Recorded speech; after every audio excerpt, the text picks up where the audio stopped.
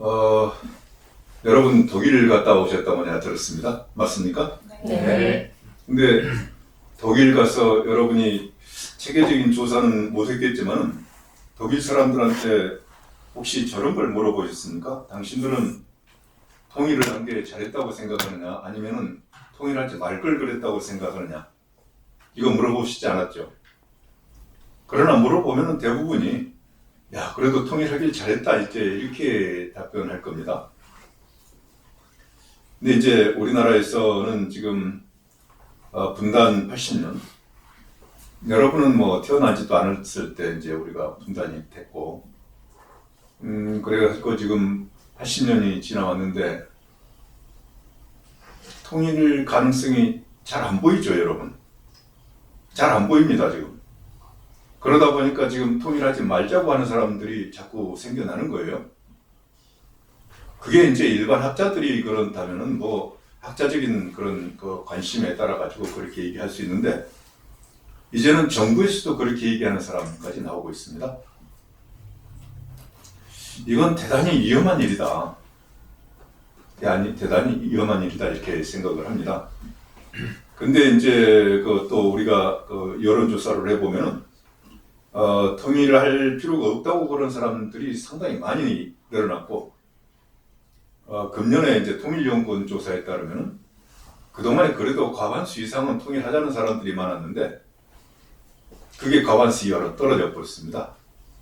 그리고 여러분 이제 저보다는 상당히 어린 나이 같아요, 이렇게 쭉 보니까.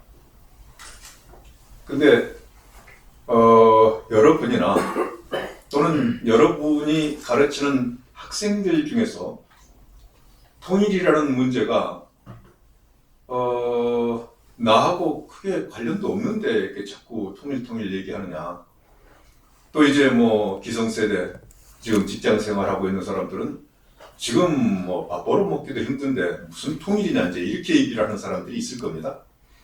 즉 통일이라고 하는 것은 나하고 직접적인 관련이 없는 거로 이제 얘기를 하고, 뭐 그 국가적인 차원에서 다뤄지는 거대 담론으로 생각하는 사람들이 많을 겁니다. 여러분 중에서도 그럴 거예요. 근데 과연 통일이라는 게 나의 피부에 와닿지 않는 거대 담론이고 그런 뭐 그 역사의 문제이고 이렇게 생각할 수 있는가? 저는 그렇지 않다고 생각을 합니다. 왜냐하면은 여러분, 그리고 여러분들의 후배들, 그리고 여러분의 부모님들이 살아가는데 가장 그 사람들의 그 사람들의 삶을 규정하고 있는 가장 강한 질서가 분단 질서입니다. 그리고 그 분단 질서라고 하는 것은 우리가 만든 것도 아니에요. 남들이 만들어 놓은 그 질서 속에 들어가서 우리는 그냥 타율적으로 살아온 겁니다, 지금. 여러분, 자존심 상하는 일이죠, 그걸 생각해 보면은. 그렇지 않습니까? 그래서 우리의 삶을 우리가 만들어가지고 살아가야 된다. 일단은 인간으로서, 자존심 있는 인간으로서 그렇게 생각을 해야 되는 겁니다. 그런데 우리를 규정하고 있는 가장 큰 질서가 우선 거기서부터 지금 어그러지고 있는 겁니다. 다음에 현실적으로 여러분, 지금 분단으로 인해 가지고 여러 가지로 불편하지 않습니까? 자, 일단 지금도 우리는 안보 불안 속에 있습니다. 엊그제 오늘 학술을 해 갔더니 시드니 사일러라고 하는 40년 동안 미국에서 북한만 들여다보면서 정보 분석을 하는 분이 얘기를 하기를, 지금 북한은 분명히 핵무기로 남한 여러분들을 지배하고 종속시키고 착취하려고 할 거다. 지금 북한 엘리트들 입장으로 봐서는 통일하는 것은 자기들 이익에 맞지가 않고 딱 그 남쪽을 장악을 해가지고 이게 이제 경제적으로 착취하는 것이 그 사람들 이익에 도움이 된다. 이런 얘기들을 합니다.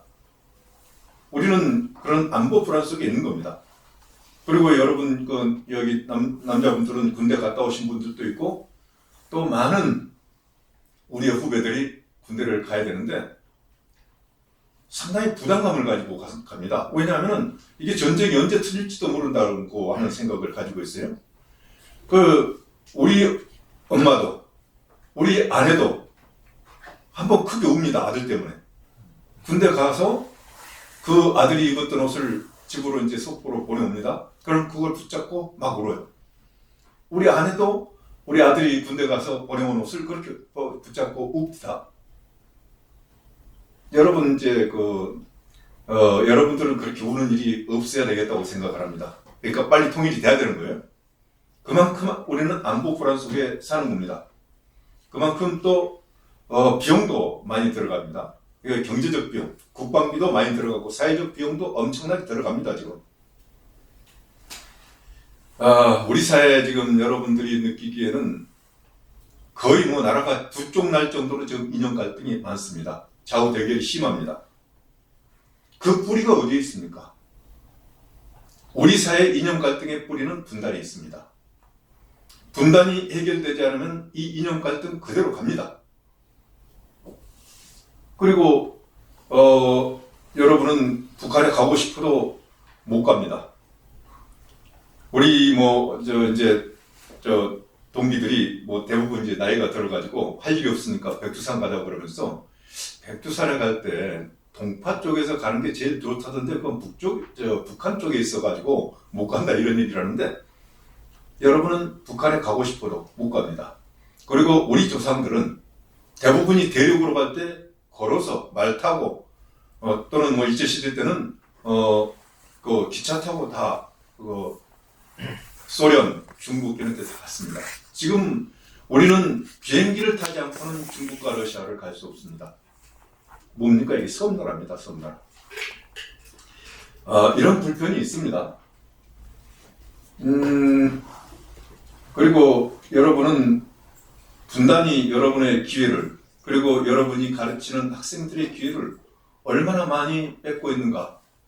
그러니까 나 개인 입장에서 봤을 때 분단이 나로부터 엄청난 많은 것을 빼앗아가고 있다. 이렇게 생각이 되는 겁니다. 조금만 들여다보면은.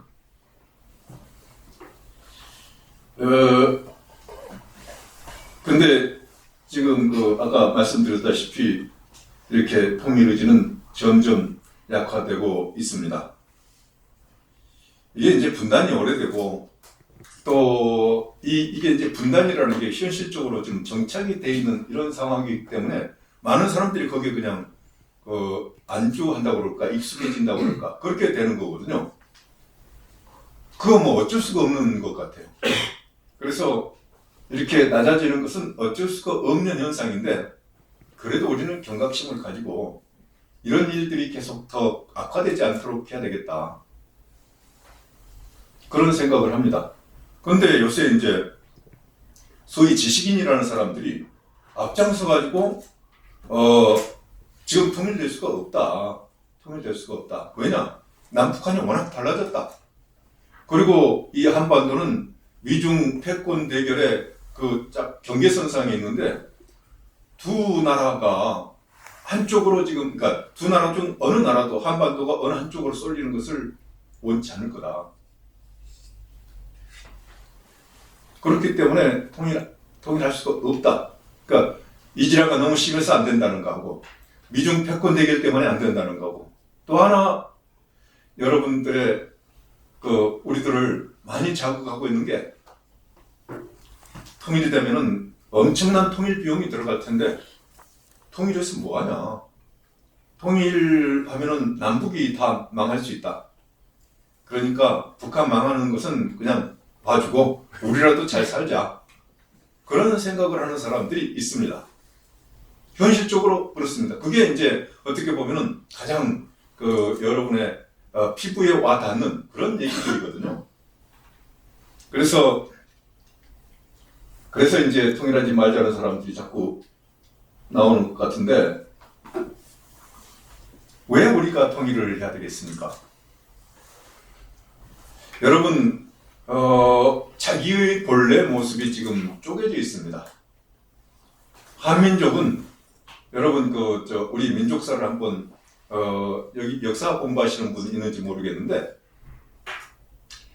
서울대 그 지리학과의 박정대 교수라는 분이 한민족의 기원에 대해서 아주 과학적으로 쓰는 글이 있습니다. 책이 있어요. 그 책이 있는데 한번 보십시오. 아주 잘된 책이라고 나는 생각을 하는데, 우리 민족은 역사가 2400년 됐다. 24,000년 됐다. 그러니까 우리가 인류가 겪은 빙하기 중에서 가장 심한 빙하기가 24,000년 전. 그래서 그걸 극빙기라고 그러는데, 그때 아무르강, 홍명강 유역에 살던 수렵 채취민들이 거기서 살지 못하고 남쪽으로 내려와가지고 이 한반도까지 왔는데, 그게 이제 우리 민족의 시온이라고 합니다. 그렇게 해서 24,000년 동안 올라갔다 내려갔다 하면서 여기서 그냥 같이 하나의 민족이 되는 겁니다. 그래서 한반도하고 만주, 이건 원래 한민족의 생활권이었다는 거죠. 그래서 지금도 유전자 검사를 해보면은 만주족하고 우리 한민족하고 거의 같습니다. 그리고 한반도는요, 하나의 땅덩어리로 돼 있어요. 지금 두만강과 압록강을 경계로 해서 이게 한 덩어리입니다. 지금. 그리고 이것은 이제까지 한 번도 다른 나라의 지배하니까 다른 나라 땅이 돼본 적이 없는 일제시대 빼고 한민족 고유의 영토이고 하나의 영토입니다. 이것이 지금 딱 쪼개져 있지 않습니까? 이게 쪼개진 게, 갈라진 게 계속되면은 영원히 갈라져 버립니다. 그래서 우리의 본래 모습을 좀 회복을 해야 되겠다고 하는 생각을 가져야 되겠다. 다음에 우리는 분단으로 인해 가지고 자유가 많이 제약되어 있습니다. 지금은 이제 과거하고는 좀 달라서 여러분이 느끼지 못할 수도 있겠지만, 과거에 권위주의 시대 때 사상의 자유가 엄청 제약이 됐습니다. 지금도 여러분은 사상의 자유가 제약이 되고 있는 줄 모를 겁니다. 여러분 지금도 사상의 제약이 되고 있습니다. 그리고 여러분은 행동의 자유가 제한되어 있습니다. 왜냐? 좀 이동이 자유롭지 않지 않습니까? 좀 북쪽과. 그 다음에 여러분의 이웃에 있는 북한 동포들은 완전히 자유를 상실당한 그런 상태입니다. 케네디 대통령이 아주 중요한 말을 했는데, 내 옆에 있는 사람의 자유가 박탈당하고 있는 것은 곧 나의 자유가 박탈당할 수 있다. 그래서 옆에 있는 사람의 자유가 박탈당할 때 내가 목소리를 내야 된다고 하는 것이 케네디 대통령의 얘기였거든요. 근데 지금 우리 같은 동포라고 하는 북한 사람들이 완전히 자유가 없고 인권을 박탈당하고 있습니다. 그리고 한반도의 항구적인 평화를 위해서, 우리의 항구적인 평화를 위해서 한반도가 통일이 돼야 되겠다고 생각을 합니다.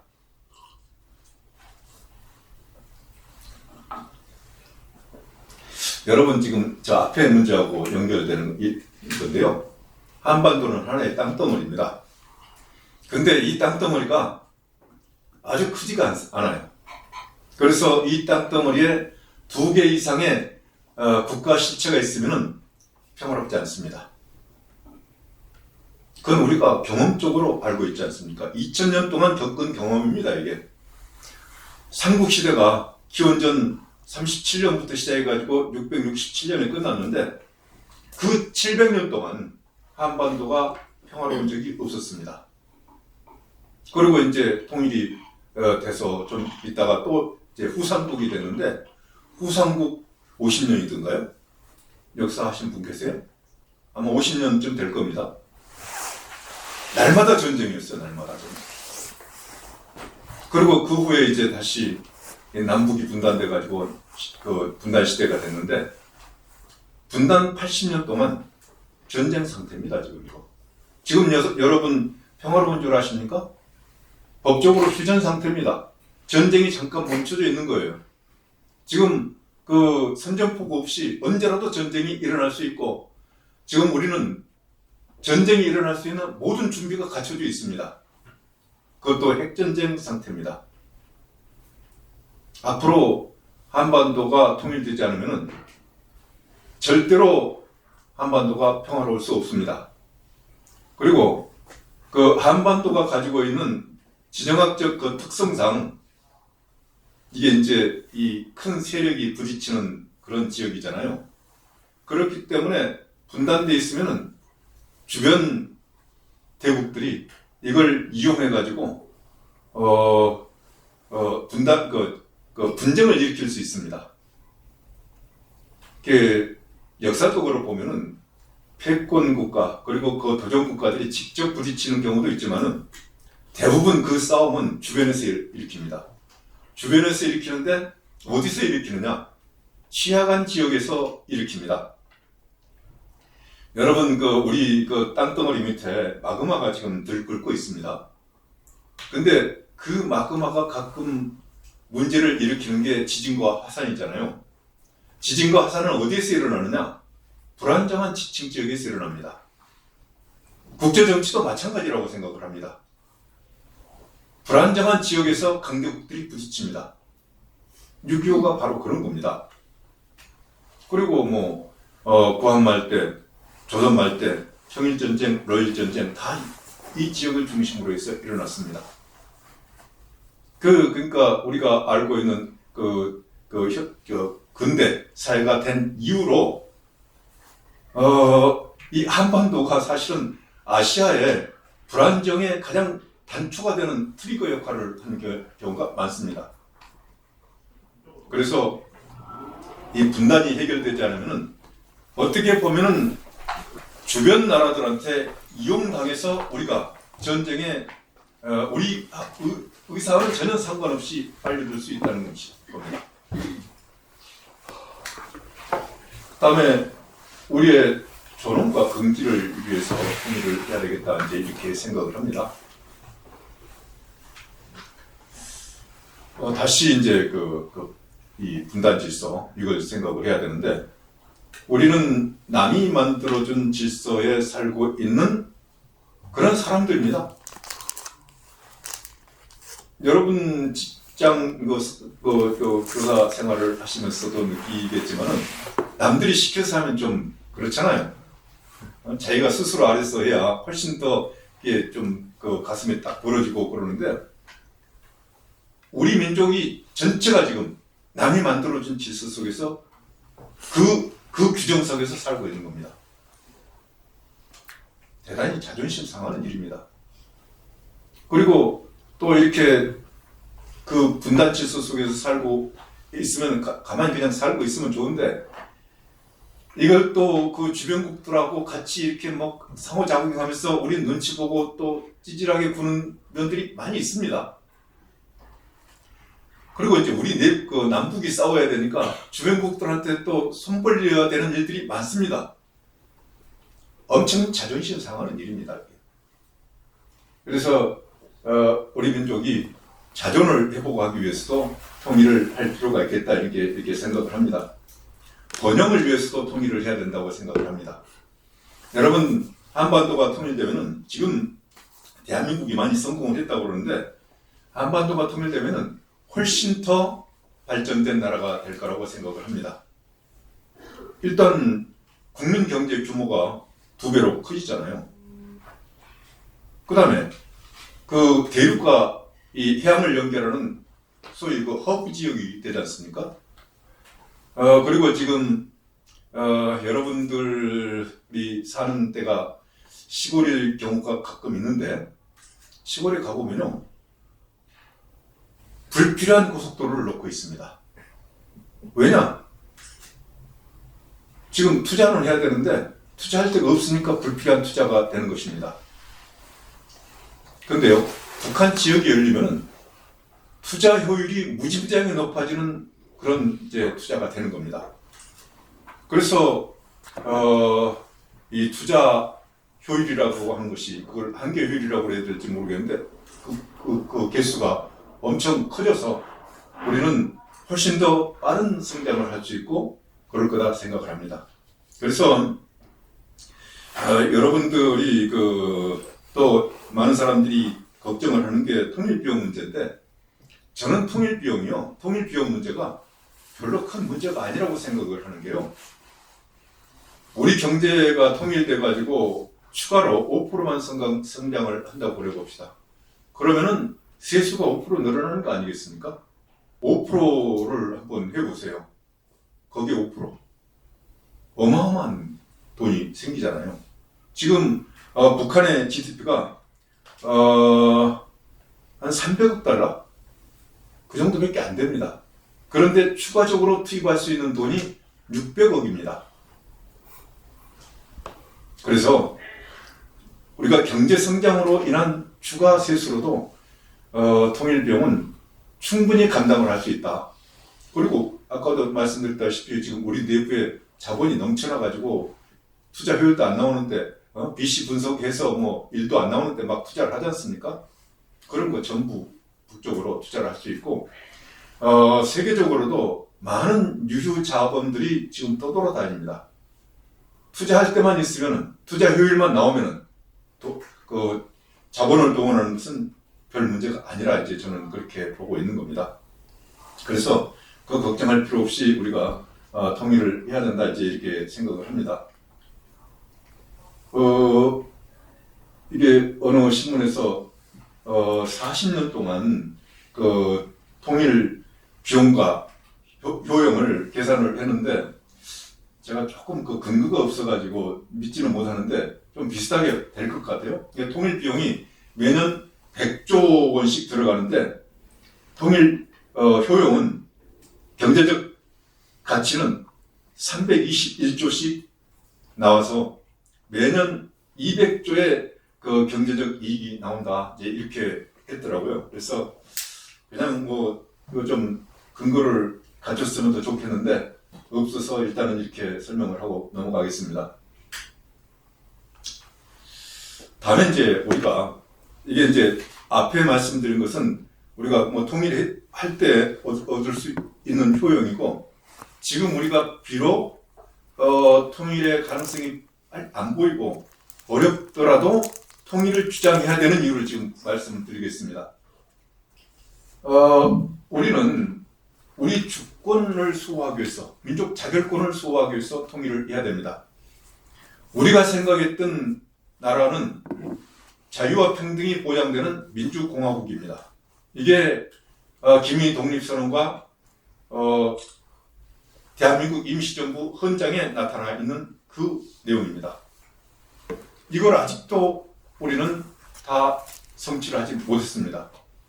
이 결정은 진짜 그야말로 민족적 그 순수성, 민족적 그런 의지를 모아가지고 해놓은 민족 자결권에 기초한 결정입니다. 이 결정이 아직도 실현이 안 되는 겁니다. 그리고 이제 1947년 11월에 유엔 총회에서 결의를 했는데, 그게 112호인가 113가 이렇게 됐는데, 그때 유엔 총회에서는 한민족의 민족 자결권에 기초해서 주민의 총선거를 통해서 정부를 수립하도록 결의를 했습니다. 그런데 여러분이 알다시피 그에 소련은 지금 그 북한을 점령하고서 소련의 이성국을 지금 만들어가고 있는 과정이었습니다. 북한 지역에. 그러니까 당연히 이 결의를 못 받아들이겠다 하고 거부한 거죠. 그래서 민족 자결권을 실현하라고 한 유엔 총회 결의가 그냥 실현되지 못하고 있는 겁니다. 그런데요, 저는 여러분한테 말씀드리고 싶은 것은 한반도에 관한 가장 강력한 국제법은 바로 이거라고 생각을 합니다. 지금 세계 어느 지역에든 무슨 문제가 일어나면 주민의 자기 결정권입니다. 그래서 국제법적으로 인정된 우리의 자결권을 잃지 않기 위해서 우리는 계속 통일을 주장해야 된다고 보는 겁니다. 우리가 통일을 계속 주장해야 되는 이유는, 우리가 통일의 권리가 있다고 하는 것을 그러니까 다른 국제사회, 그러니까 우리 스스로도 느껴야 되는 거지만 다른 국제사회에 그렇게 인정하라고 요구하는 겁니다. 중국이 시도 때도 없이 하나의 중국을 얘기하지 않습니까? 그 얘기는 뭡니까? 대만은 중국 땅이고 대만을 우리가 통일할 권리가 있다. 즉 대만에 대한 영국권을 얘기를 하는 겁니다. 우리도 마찬가지로 통일을 할 권리가 있다고 계속 얘기를 해야 되는 겁니다. 그래야 북한 땅과 북한 주민에 대해서 우리가 영국권을 주장할 수 있는 겁니다. 그래서 비록 지금 정세가 어렵더라도 대통령은 나서가지고 통일을 계속 얘기를 해야 되는 거예요. 그리고 지금 미국과 중국과 정상회담을 할 때도 반드시 통일 문제를 아젠다로 넣어야 되는 겁니다. 특히 중국에 대해서. 그리고 92년 한중 수교 때 그런 양해가 있습니다. 우리는 중국의 하나의 중국 정책을 존중한다.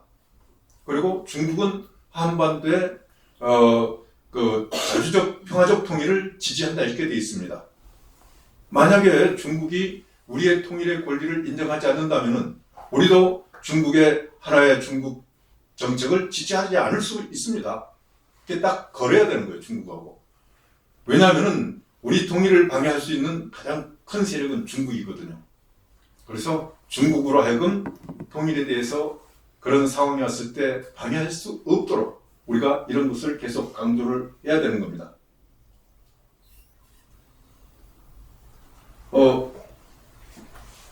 비슷한 얘기인데 우리 땅을 지키기 위해서 우리가 통일을 강조해야 되는 겁니다. 통일을 얘기한다고 하는 것은 북한 땅에 대한 우리의 영국권을 주장하는 거라고 말씀드렸지 않습니까? 근데 우리가 북한을 국가로서 인정해버리고 통일을 포기해버리면 그 영국권을 우리가 포기하는 거에 되는 거예요. 근데 여러분, 중국이 북한 땅에 대해서 영국권을 주장하려고 하는 겁니다, 지금. 시진핑은 트럼프 만나가지고 그랬다는 거 아닙니까? 한반도는 원래 중국 땅이었다. 그걸 이제 거의 학술적으로, 제도적으로 해나가기 위해서 동북공정이라는 걸 하고 있습니다. 동북공정의 핵심이 고구려의 역사를 중국 역사로 편입시키려고 그러는 겁니다. 근데 북한 땅은 고구려 땅입니다. 고구려의 역사를 중국 역사로 편입을 하면은 북한 땅도 중국의 영국권이 있게 되는 그런 지역이 되는 거예요. 우리는 북한 땅에 대해서 영국권을 포기했고 중국은 북한 땅에 대해서 영국권을 가지고 있다고 한다면은 북한 지역에 급변 사태가 났을 때 누가 들어가야 됩니까, 이거? 그런 중요한 문제가 있는 겁니다. 그래서 우리는 통일을 주장을 해야 되고 북한 땅은 우리 땅이라고 하는 것, 우리 헌법에 되어 있지 않습니까? 헌법 3조에 한반도와 그 부속도서는 대한민국의 영토입니다. 이걸 국제적으로 인정하게 하기 위해서 우리는 노력을 해야 되는 거예요. 다음에 이제 우리의 꿈을 지키기 위해서 해야 되는 겁니다.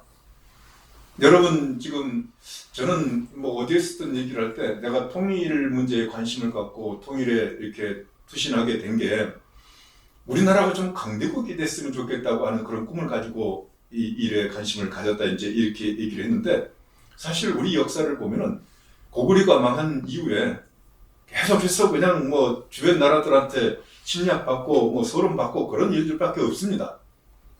근데 그 역사를 되돌려서 탈출하는 것은 통일밖에 없습니다. 통일이 되면은 우리는 강대국이 됩니다. 이게 믿기지 않으세요?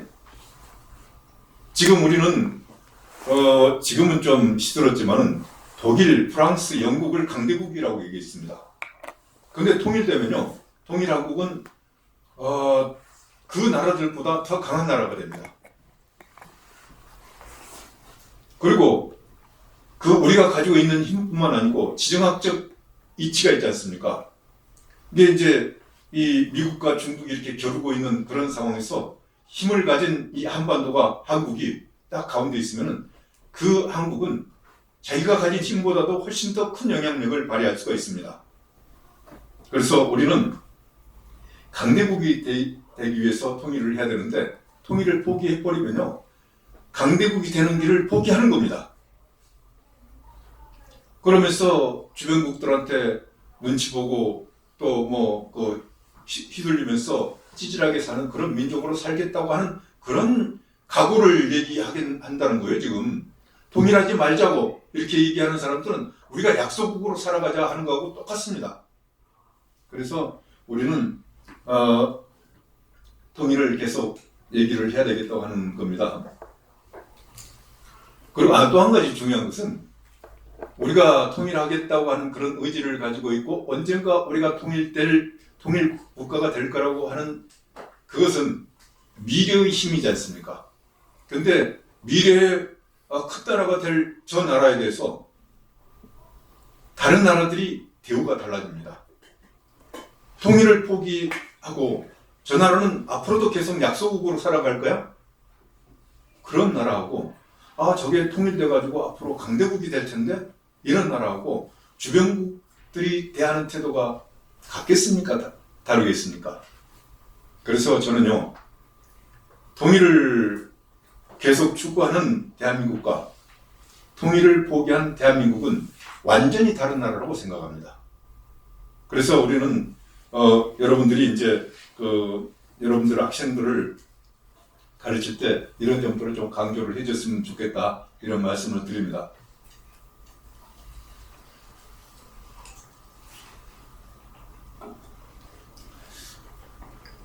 그래서 이제 저는요 우리나라에서 통일을 하지 말자고 하는 사람들 요새 이제 남북 간의 평화적 이국가론을 얘기하는 사람들에 대해서 그 사람들은 반국가적이고 반역사적이고 반민족적이라고 얘기를 하는 겁니다.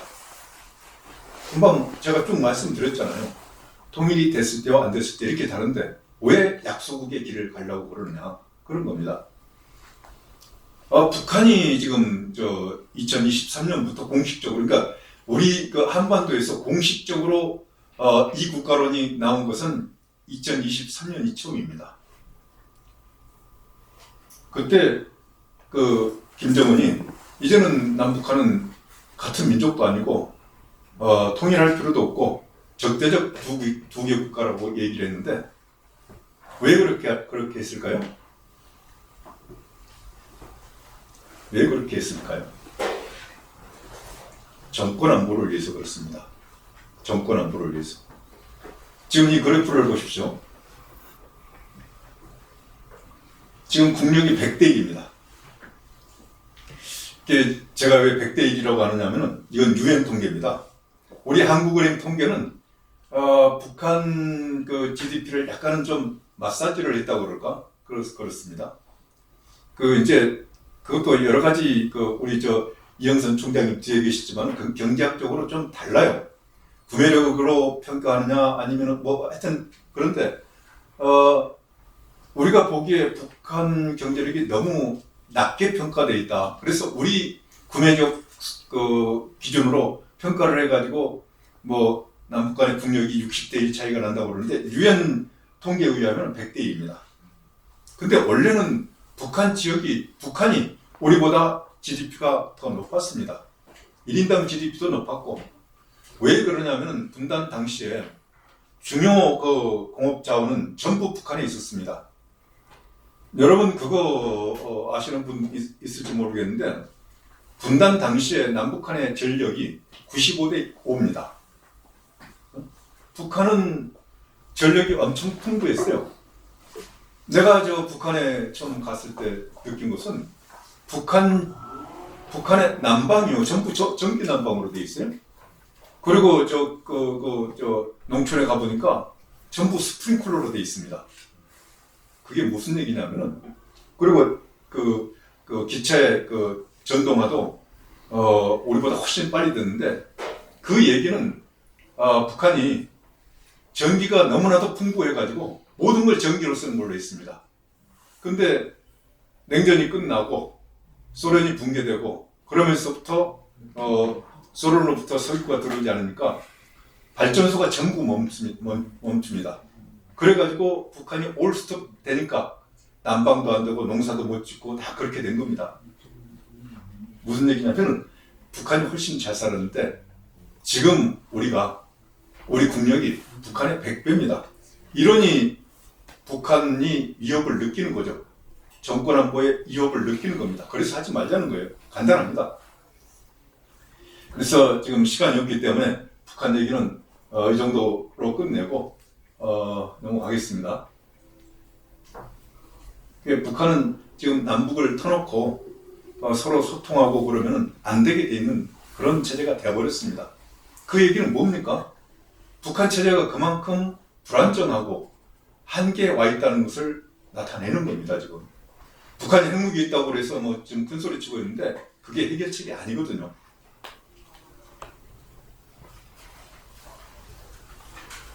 자, 통일은 가능할까요? 저는 가능하다고 봅니다. 여러분이 이제 독일 갔다 오셔가지고 이런 장면들 다 그 현장을 갔다 오셨을 텐데 이게 이제 89년 11월 9일 날 일어났던 일들입니다.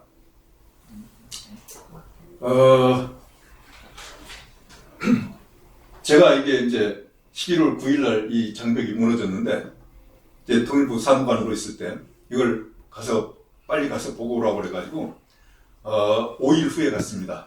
그래가지고 거기서 2주일 동안 머물면서 많은 사람들을 면담을 해봤는데 아까 처음에 말씀드렸다시피 독일 사람들 중에서 이때까지만 해도 독일이 통일이 된다는 생각을 못했습니다.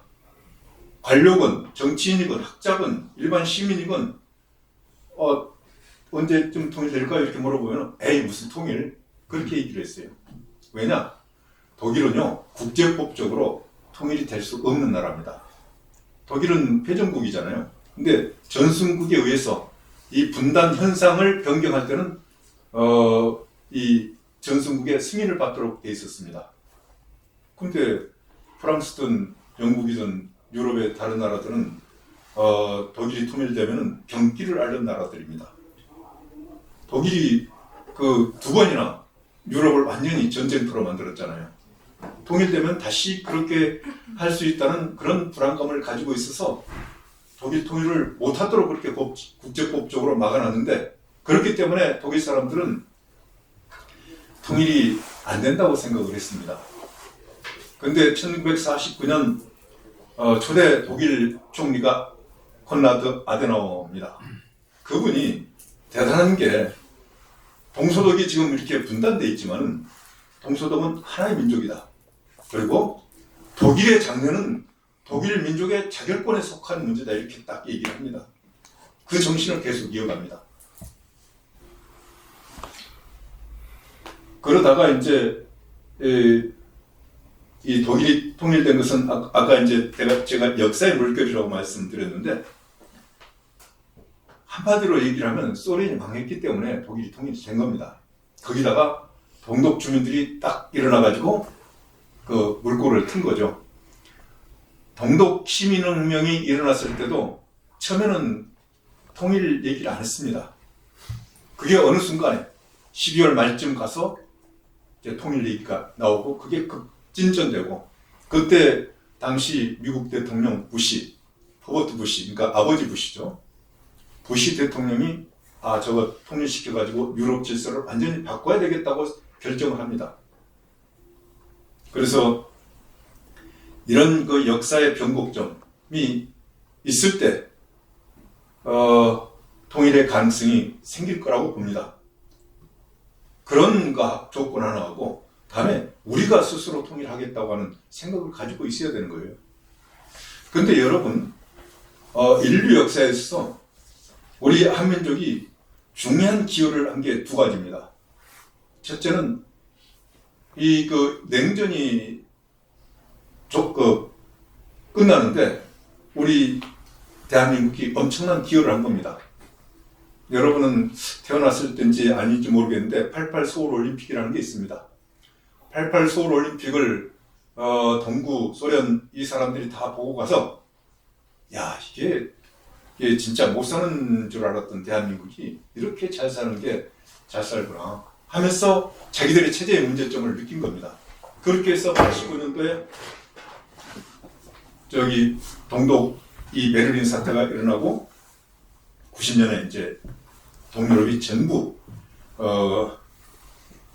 민주화가 된 거죠.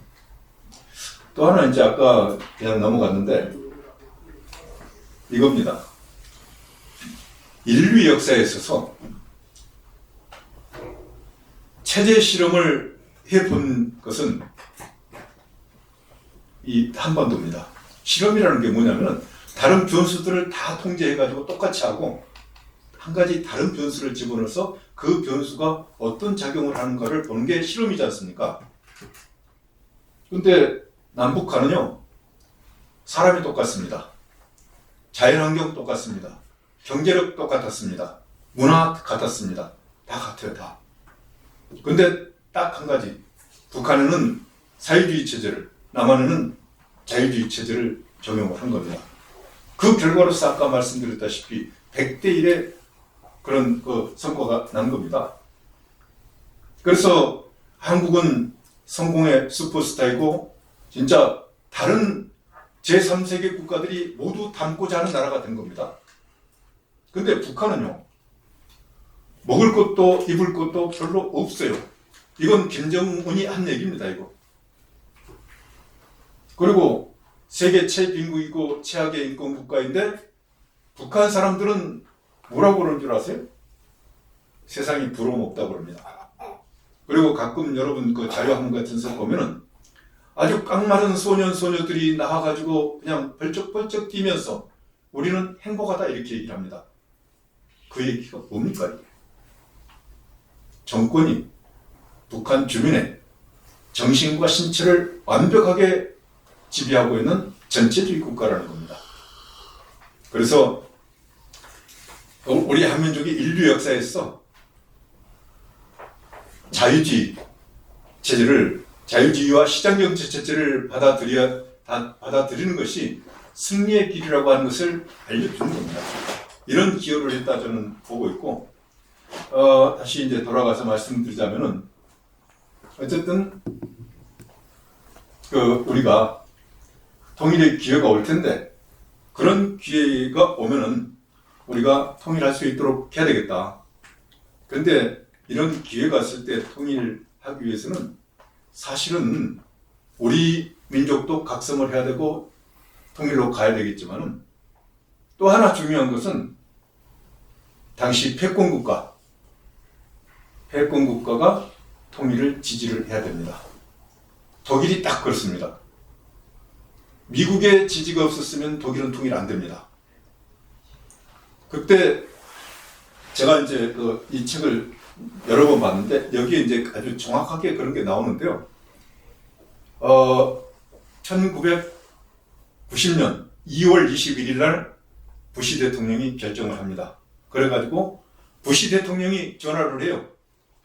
영국의 대처 수상, 프랑스의 미테랑 대통령, 소련의 고르바초프 대통령한테 전화를 해가지고 독일 통일시키겠다.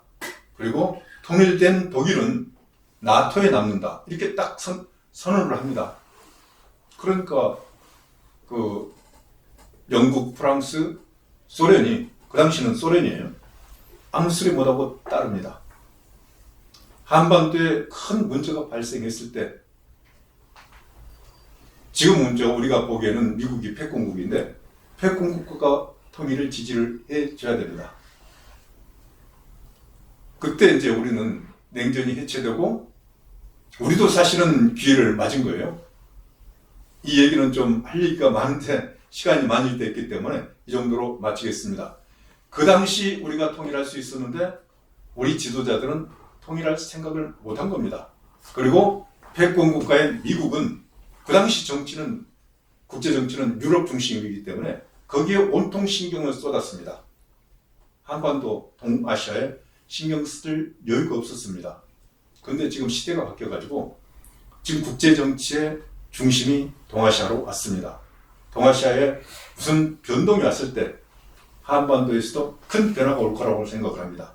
그것이 저는 통일 기회가 된다고 여러분한테 말씀드리겠습니다. 그래서 우리는 통일을 준비해 나가야 되겠다, 이런 말씀을 드리면서 제 강의를 마치겠습니다. 감사합니다.